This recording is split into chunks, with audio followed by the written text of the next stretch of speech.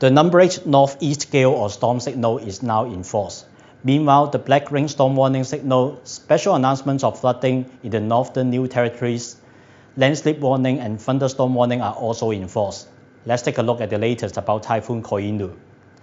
At 5 a.m., Typhoon Koinu was centered about 100 kilometers to the southwest of the Hong Kong Observatory. Koinu is forecast to move west or west-southwest at about 10 kilometers per hour, crossing the western coast of Guangdong. Intense rain bands associated with Koinu are affecting the vicinity of the Pearl River estuary.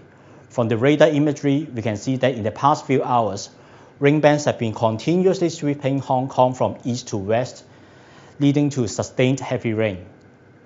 Locally, since midnight, more than 100 millimeters of rainfall were recorded over most parts of the territory, and rainfall even exceeded 200 millimeters over the eastern parts of Hong Kong Island, Kowloon East, and Tseung Kwan O.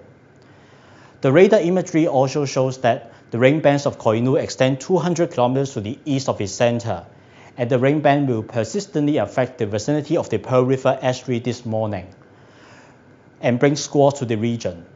Winds may be occasionally up to gale force. The gale or storm signal number 8 will remain in force at least until 11 a.m. today.